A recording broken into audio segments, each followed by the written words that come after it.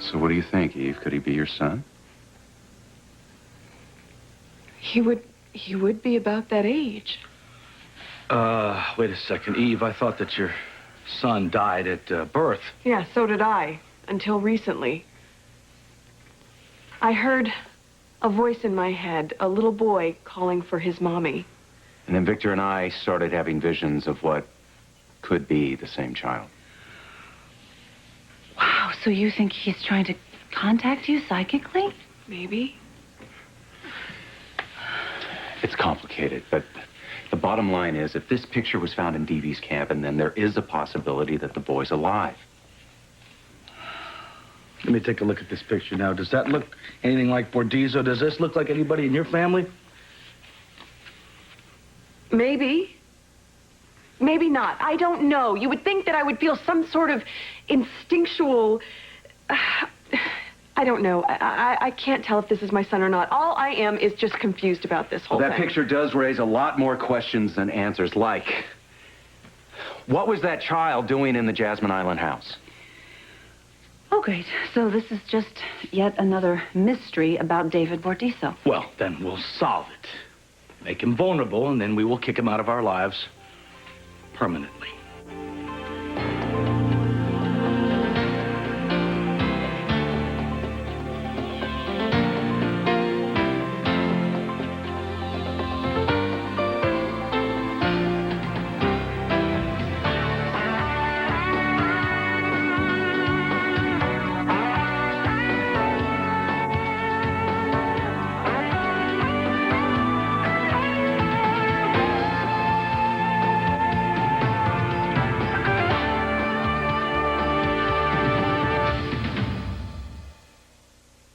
Did you tell Lucy about Deevee in Italy? No, I didn't want to upset her while she was away with children. Wait a minute. I know Victor's alive. Of course, I was ecstatic about that. So what else happened in Italy? Well, Kevin and I went to search for Victor, and Victor and I were kidnapped. Why in the world would anybody kidnap you? It has to do with some information that Victor uncovered about a covert operation called the Cobra Project. Which we think Bordizzo's mixed up with. In fact, he could even be the Cobra. According to Victor, it all involves the use of psychic phenomena. Right. This Cobra project has found the ability to project psychic images into people's minds. And those images can really do a number on you. I've already had the good fortune of experiencing a few myself, and they do feel real. Oh, wait. So you're saying that this Cobra person, whatever he is, possibly is projecting this little boy's image into your mind? It's a possibility. Yeah, well, it's also a possibility we're talking about some science fiction here. No. Scott, wait, now think about it. You know it's possible that you can tap into the paranormal. I mean, look what I've dabbled in a little bit, you know? Oh, come on, Lucy. You know, reading tea leaves and looking in crystal balls is one thing, but zapping pictures into people's minds, I don't think so. I know. Maybe it is a big stretch, but if Kevin believes it's possible, then I think there's something to it, because he was always such a big skeptic before. Eve, what about you? Do you believe this? Look, I know it sounds like it's out there, but it explains the false memories Kevin and I have from our time in Rome. It seems our captors projected a reality into our heads that never actually happened. So suppose somebody could put some images into your head. What would be the point? Well, in Eve's case, if Deevee knew that she hid her pregnancy from him, he'd be doing it to torture her. Make her wonder if her son is alive or dead. And I can't think of a worse torture. Well, you see, Bordizzo, he deals in reality. He does stuff like cutting brakes on her car and sabotaging businesses and ransacking houses. He doesn't really play a lot of mind games. Why not? Well, because you can't make people think what you want them to think. That's crazy. The phone call. He thought he heard a conversation I had with DV. No, I heard a conversation you had with DV. You were hatching one of your plans like you were going to do. No. You never heard that. That was not real. See? He thought he heard this conversation. There's your explanation. Sounds like DV's taking this whole project to a new level. So he's causing these phony phone calls in my head, huh?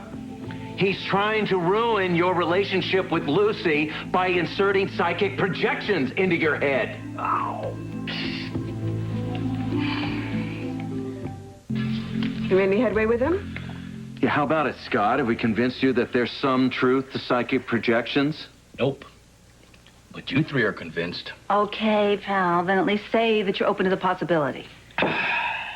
Look, Lucy, if there was some way to put visions and hallucinations into somebody's head, if somebody could do that, they still wouldn't be able to break us up. I wouldn't be so quick to discount their effectiveness. Kevin's right. It stays with you.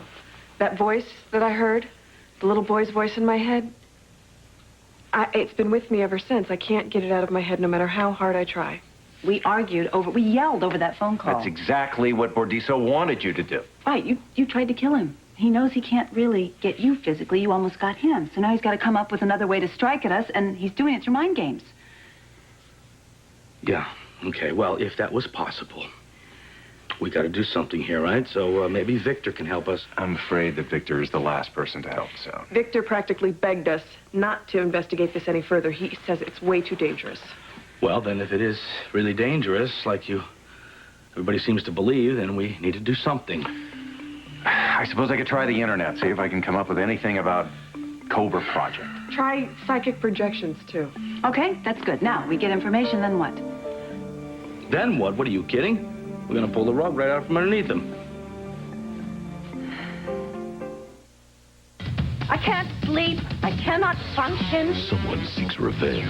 She should be punished. I see a woman. A woman? A blonde woman. I want Dorian to pay. Just when you think you know who it is, Are you responsible for terrorizing Dorian? it takes a shocking turn. The Haunting of Dorian continues on One Life to Live, ABC Daytime. Hey, it must be really terrible to actually think you have a child out there somewhere.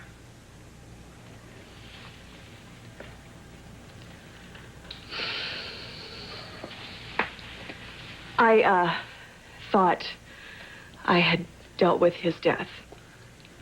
Which is why I was so mad at you for bringing the whole thing up again. I know, I'm sorry. You know, if I could take that back and just stuff it back down my mouth, I would in a minute, in a heartbeat. Well, it never occurred to me that DV might have known about this the whole time. He may have known about our son, and if he is bringing in these psychic images to me just to get back at me, to hurt me... Don't you see, though, that is what DV does best. He preys on people's vulnerability. Look what he's already done to Scott and me. He's separated us from our children. That's right. I'm sorry, you must miss them terribly. I actually ache physically from it. The more I look at this picture, the more I think that my son is alive. Well, you know, he does have the sweetest expression, doesn't he? You know, if we are just supposed to be seeing things in our head, these images, then how can it be transferred onto film? This is physical. Wow, that's like a $49 million trillion question, isn't it? He is real. This little boy is real. But is he mine? Eve, you know, I just really hate to see you getting your hopes up here. But I have to tell you, if I were in your shoes, I'd be doing the same thing. Any luck? Nothing whatsoever on the Cobra Project. Well, how are we supposed to give DV a taste of his own medicine if we can't get any information? Rome! Let's go to Rome. I love Rome. And you know what? Where you were held captive, maybe we can dig something up there. Come on. Lucy, I think that trail's probably cold. I think Scott's right. Any clues to be found there would have been disposed of a long time ago. Okay, then fine. We have to come up with something, some way to make sure that DV will let his guard down. Well, since I tried to inject him in the bottom with rat poison, I think he'll be looking over his shoulder. Unless he thinks he's already gotten what he wanted from you. All right, what have you got cooking up there? Neither of you are going to like it. Well, tell us anyway. Lucy, Scott, you need to break up. And Lucy, you and I need to get back together.